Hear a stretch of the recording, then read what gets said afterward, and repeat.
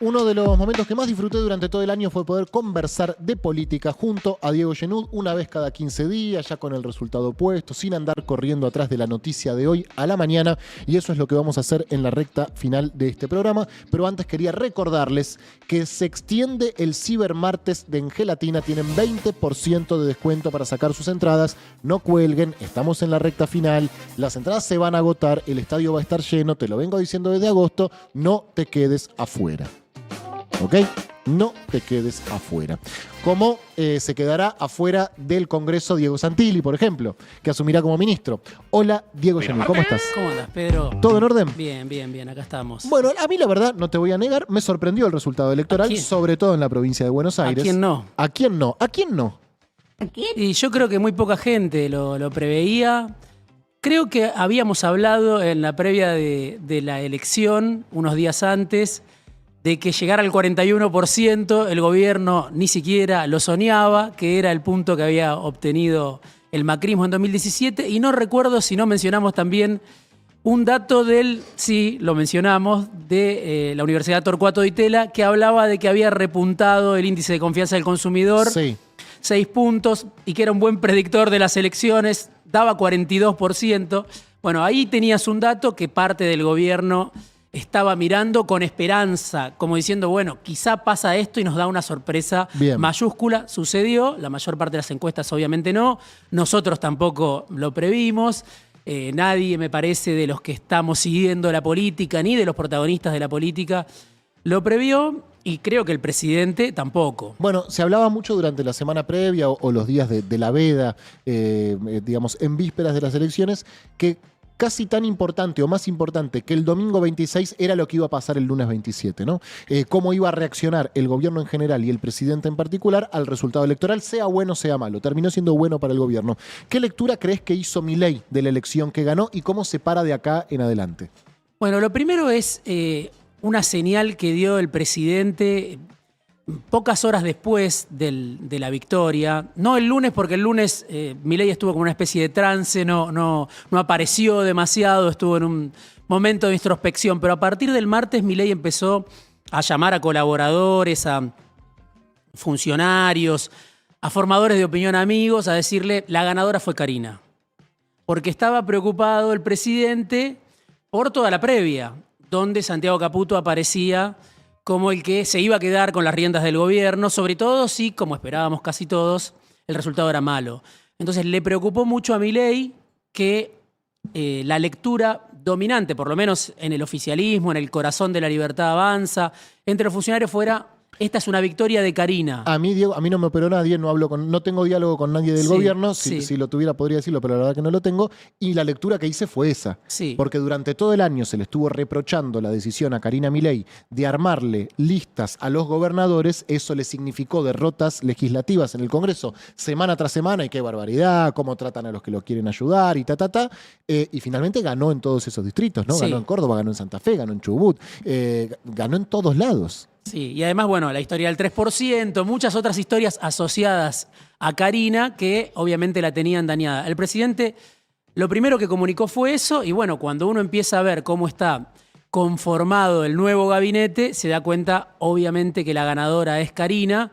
Se va Guillermo Francos, no tanto por ser un antagonista de Karina, sino que era una figura que mediaba entre Santiago Caputo, entre Karina Milei y con Mauricio Macri, el único puente que tenía Macri con el corazón del gobierno de Milei era Guillermo Francos. Se va Guillermo Francos, aparece Manuel Adorni, que va a ser un vocero, lo mismo que hacía hacia afuera, me parece que ahora lo va a hacer hacia adentro, a comunicar las decisiones que tome Karina, que tome su hermano. Primera victoria palpable, evidente, elocuente. Porque durante la semana anterior se discutía si Santiago Caputo iba a ser jefe de gabinete o no, y prácticamente que sea Adorni es como que sea Karina. Sí, es Karina. Después lo de Santilli lo mismo. Santilli no es Macri, tienen una muy mala relación desde hace mucho tiempo. Santilli estaba en la lista de los espiados durante el gobierno de Macri, por ejemplo. Las cosas que decía hasta hace poco Macri de Santilli y Santilli de Macri en privado no hablaban de una buena relación entre ellos, obviamente salían del PRO, pero que hace rato estaba flotando como un líbero, buscando su oportunidad. Es el ministro del Interior ahora, y eso también uno puede interpretarlo como una victoria de Carina, sobre todo porque no le están dando lugar a Macri en el nuevo organigrama de poder. ¿Qué lugar pensaba que le debían dar o que le correspondía al Yo expresidente? creo que finalmente el presidente pensaba que iba a tener ministros propios, gente propia. ¿Tiene gente propia todavía? Digamos, ¿quiénes son? Dietrich. Sí, De Dietrich, Andrés. se hablaba de Andrés, Iguacel, Ok. bueno, Ritondo, es más del pro de Macri que Santilli. Sorprendió, al menos a mí me sorprendió, Macri diciendo Horacio Marín, el titular de YPF. Y hay que prestarle atención, pasó bajo radar, pero la semana pasada Macri estuvo en Chile 2 días antes de reunirse con Milei, y él ahí contó, casi que confesó cómo había sido el diálogo de Milei con Macri después de las elecciones. Según dijo Macri en un foro organizado por la derecha económica en Chile, Macri dijo: Milei me llamó y me agradeció porque me dijo, el presidente, vos estuviste, me viniste a ver cuando parecía que todo se terminaba. Así textual lo contó Macri, que Milei le había agradecido, y estaban a 48 horas de la reunión fallida, mala, pésima, que tuvieron el viernes pasado.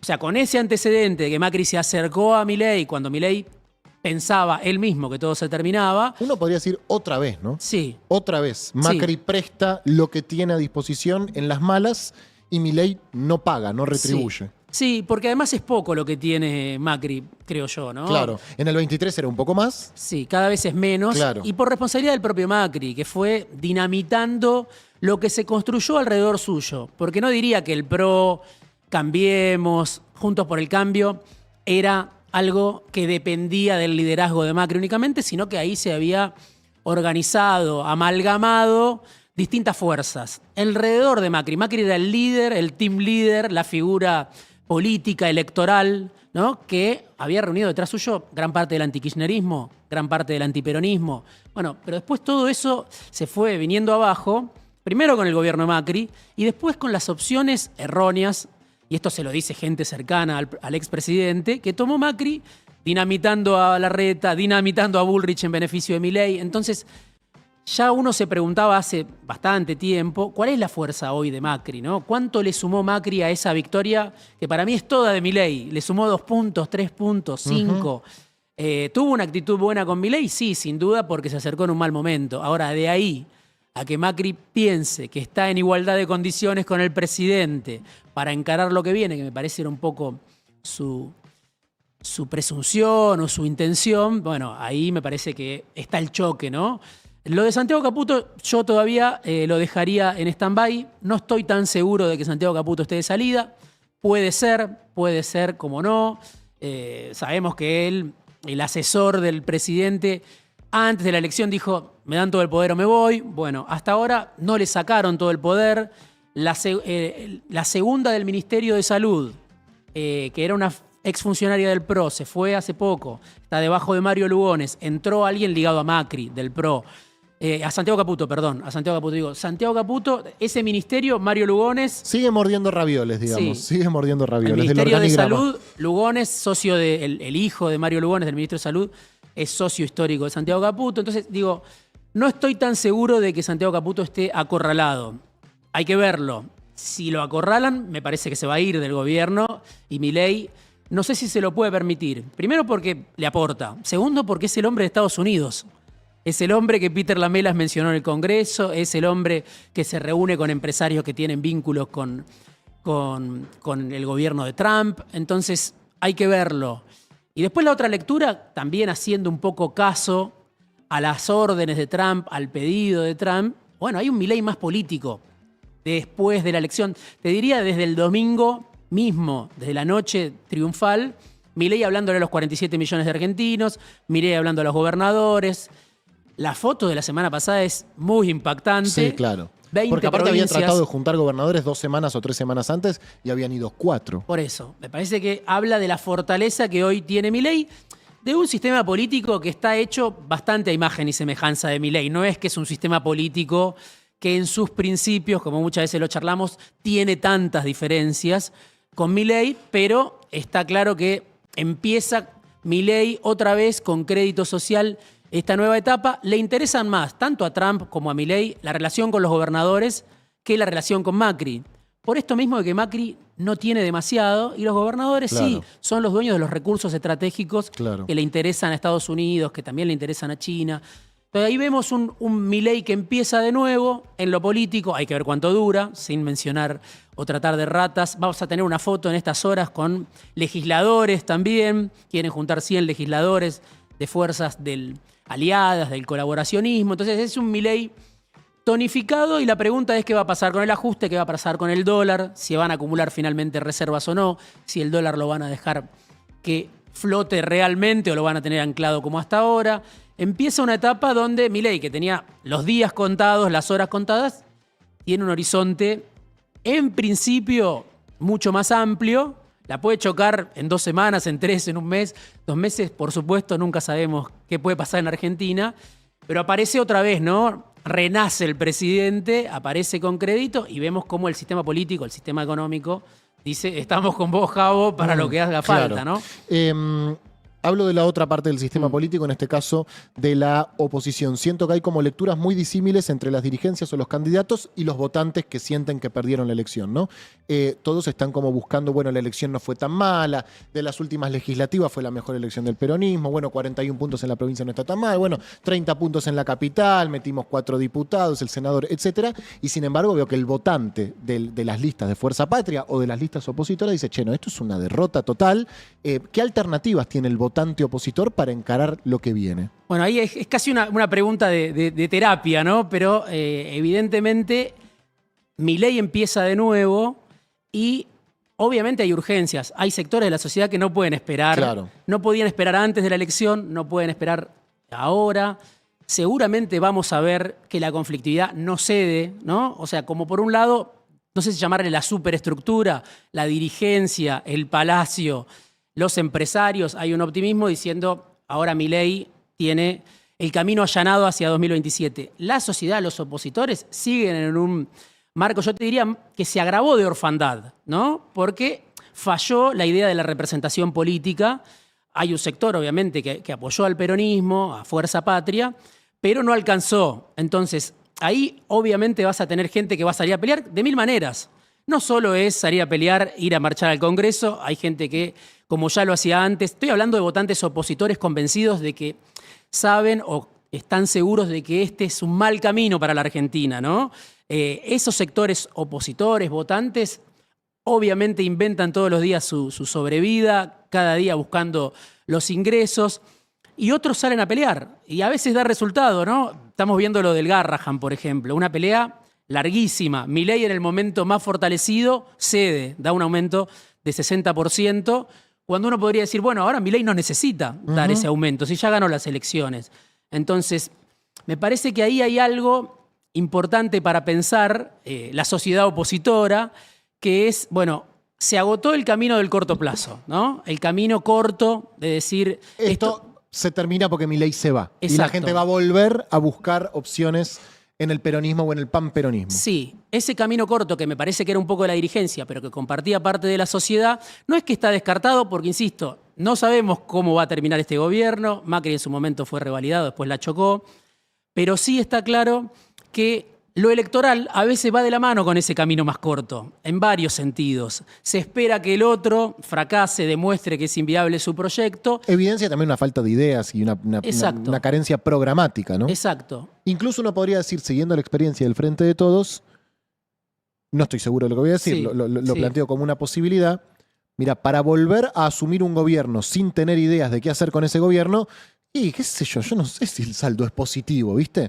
Cualquier cosa antes que esto, porque después te toca gobernar, no resolves un problema y lo que vuelve es aún peor, ¿no? Sí, sí, eso sin duda, ¿no? A veces la frustración es peor que no llegar, ¿no? Porque llegar para después no saber muy bien qué hacer. Entonces, ahí me parece que a nivel de la sociedad opositora, yo creo que hay dos cuestiones para eludir, si se puede. Una es la resignación, porque esto es provisorio. Obviamente el golpe es durísimo porque la mayor parte de nosotros, y digo nosotros los que no estamos de acuerdo con el rumbo que lleva adelante Milei, pensábamos que iba a recibir un golpe en las elecciones.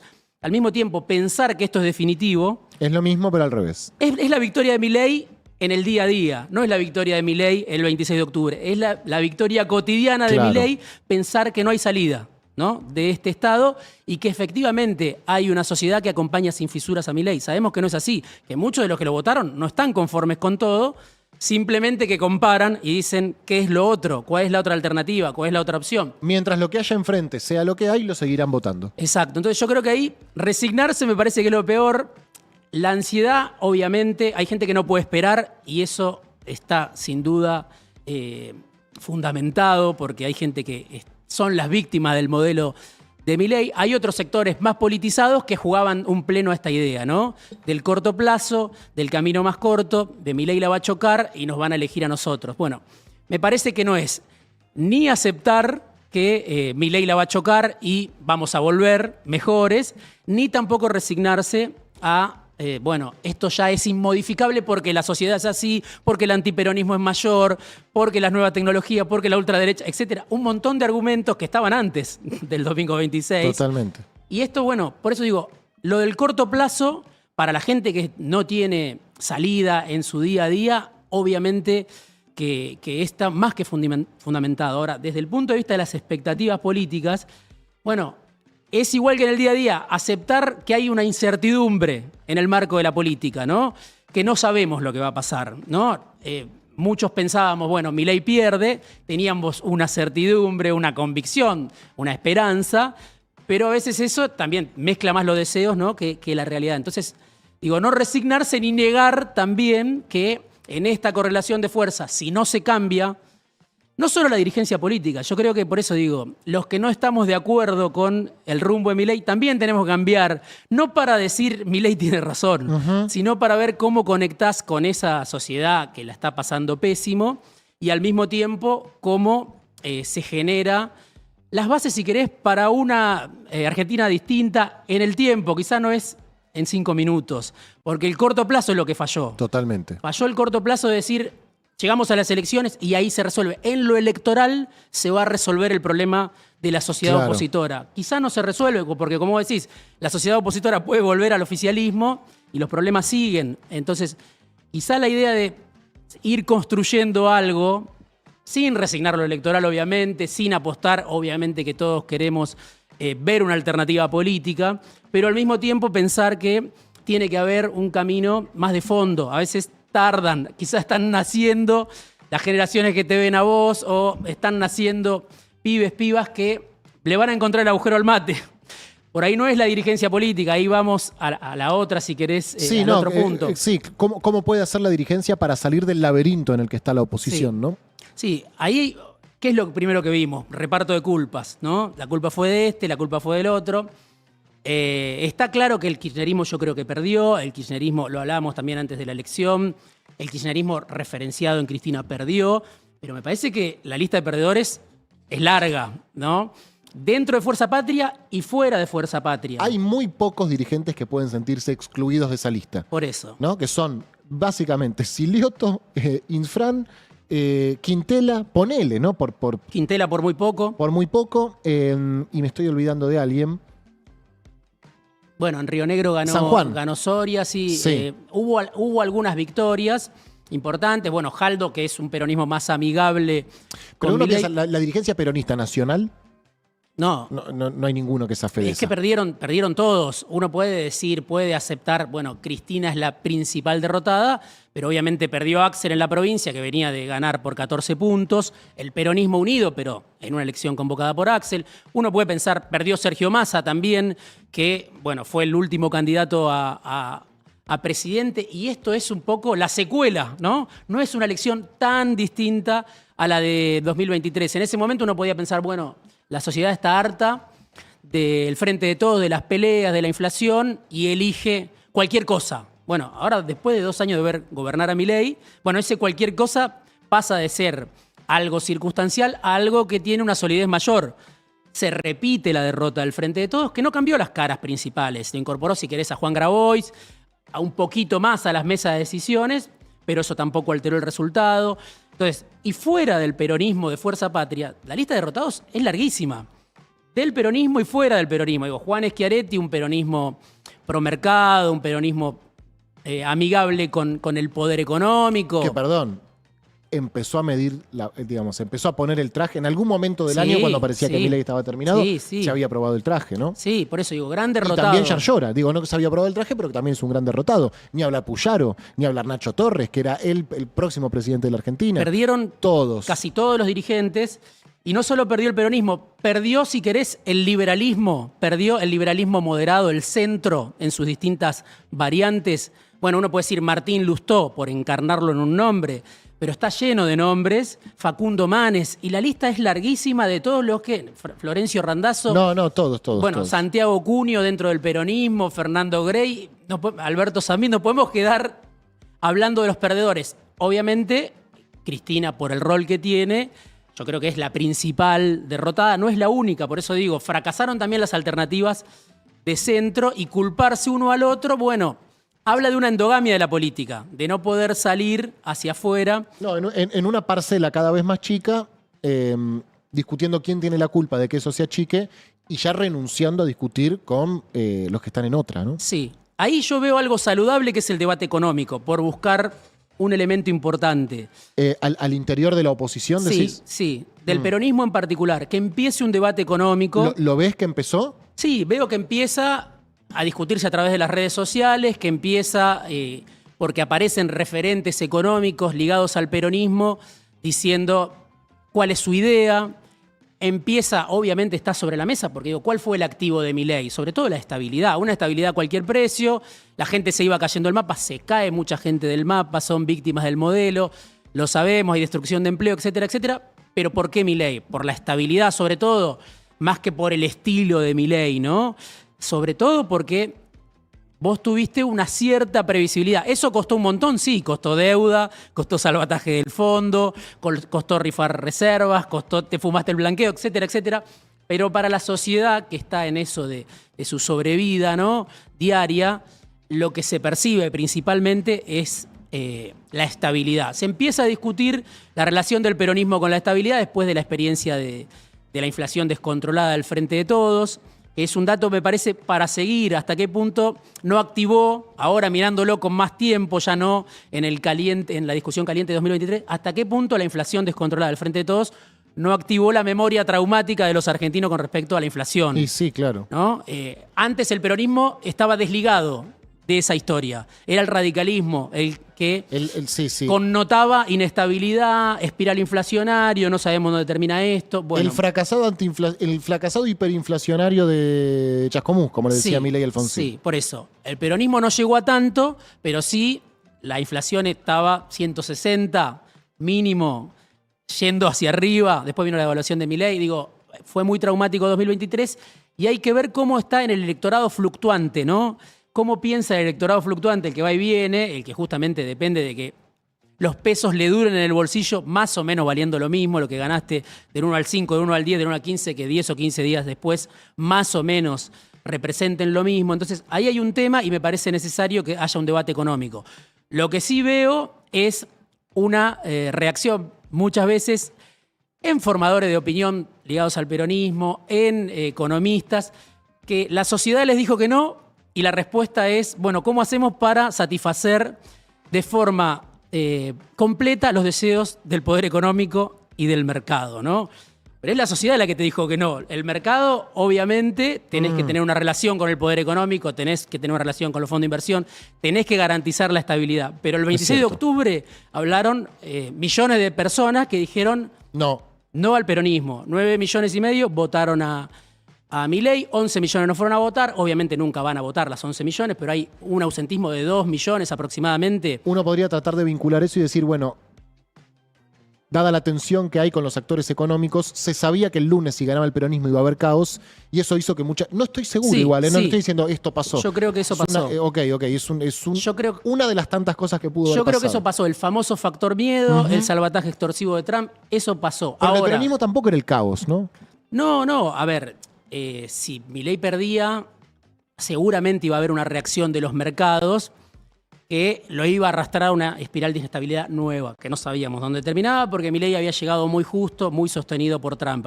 Ahora, ese riesgo cuca, esa extorsión, si querés, de actores de poder para que la sociedad no vote al peronismo, no cae en un terreno si querés, neutral. Cae sobre la memoria traumática de los argentinos y el final del Frente de Todos. ¿Qué quiero decir? Hay una parte de la sociedad que dice, esto puede ser, esto puede suceder porque pasó. No pasó hace 20 años, pasó hace 1 año y medio, 2 años, que la inflación se descontroló con el peronismo en el gobierno. Por eso digo, siempre el peronismo era el control de la crisis. La experiencia del Frente de Todos terminó mal, con índice de inflación que hacía mucho no se veían. Entonces, el riesgo Cuca, la extorsión, el miedo existió desde el poder, pero a nivel social también había, me parece, en algunos sectores, que muchas veces son los que definen la elección, una conclusión de esto puede suceder porque ya pasó. Claro. No hay que inventar, no es una ficción nada más, sino que sucedió. Entonces, me parece bien el debate económico, pero lo que no estoy de acuerdo es, bueno, la sociedad nos dice que no, entonces preguntémosle al poder económico qué hay que hacer. No, hay que preguntarle, hay que discutir, escuchar, no para avalar todo lo que te puede decir la sociedad, sino para entrar en un diálogo con esa sociedad que te está diciendo que no. Entonces digo, por ahí la dirigencia política que existe hasta ahora no tiene esa capacidad, o porque no vive a la intemperie, como vive gran parte de los argentinos, de las argentinas. Es difícil representar algo que no lo conoces bien, que no lo vivís, que no lo viviste, ¿no? Entonces, bueno, no sé si va a aparecer otro outsider, no sé si va a surgir la alternativa de la dirigencia política, pero bueno, jugar tanto a que la dirigencia política que hoy existe encuentre las soluciones cuando está a veces en la tensión endogámica, bueno, también lleva frustraciones a la sociedad, si querés, a los votantes de la oposición. Entonces, no descartaría que quizá alguien de las nuevas generaciones, o que viene de conectar en serio, o que escucha en serio lo que pasa ahí, digamos, en la base de la pirámide social, no en los fondos de inversión, en las consultoras financieras, en Washington, que eso ya lo sabemos, Totalmente. Que es lo que piensan, sino ir a tratar de conectar con ese enigma que muchas veces es la sociedad argentina. Bueno, ¿qué está diciendo la sociedad argentina? ¿Qué es lo que quiere? Otra vez, no para decir todo lo que quiere es deseable, sino para entrar en un diálogo. Y por eso digo, quizá aparezca en algún momento, o esté naciendo, o esté creciendo, algún exponente de nuevas generaciones que conecte más, porque vive en ese mundo de necesidades que es muy lejano a los medios de comunicación, sí. Al palacio, a los circuitos financieros, o porque efectivamente entiende y se conmueve y conecta con esa realidad. Digo, hasta que no aparezca eso, va a ser difícil que la dirigencia política que se fue alejando, lo fue viendo, fue recibiendo alertas de que se estaba alejando y no revisó su comportamiento. Bueno, entonces me parece interesante el debate. Uno podría decir es un debate tardío, pero nunca es tarde, es necesario empezar a pensar desde la oposición qué es lo que falla. No para decir, a ver cómo hacemos para tener al candidato peronista que más se parece a Milei. Totalmente. No para eso, porque para eso ya está Milei, sino para encontrar una alternativa que conecte con la sociedad. Y dejo esa pregunta, si no tendrá que ser alguien que esté completamente al margen de esas paredes, a veces, de esas casta, 4 paredes. De la casta.